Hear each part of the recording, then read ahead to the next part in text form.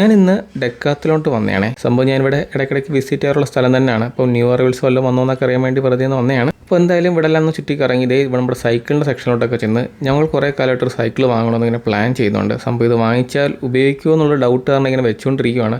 സംഭവം നമ്മുടെ കോവിഡ് ടൈമിലൊക്കെ ഒരുപാട് ട്രെൻഡിങ് ആയ സംഭവമാണ്. കാരണം ഒരുപാട് പേര് ആ സമയത്ത് സൈക്കിളൊക്കെ വാങ്ങിച്ച് ഔട്ടൊക്കെ ചെയ്യാമായിരുന്നു. ശേഷം നമ്മളൊരു സ്പെക്സ് വാങ്ങാമെന്ന് വിചാരിച്ച് അങ്ങോട്ട് ചെന്ന് ഇത് വെച്ചോ വിഷ്ണു പറഞ്ഞ ഉത്സവപ്പറമ്പിൽ വെച്ചുകൊണ്ടിരിക്കുന്ന പോലെ ഉണ്ടെന്ന്. ഇതെങ്ങനെയുണ്ടെന്ന് നിങ്ങൾ തന്നെ കമൻറ്റ് ചെയ്യുക ഗൈസ്. അങ്ങനെ എന്തായാലും നമ്മൾ കുറേ സ്പെക്സുകളൊക്കെ നോക്കിയിട്ട് ഞാൻ എന്തായാലും ഒരു സ്പെക്സ് എന്തായാലും പർച്ചേസ് ചെയ്യാമെന്ന് വിചാരിച്ച് അങ്ങനെ ഈ കാണുന്നതാണ് നമ്മൾ വാങ്ങിച്ച സ്പെക്സ്.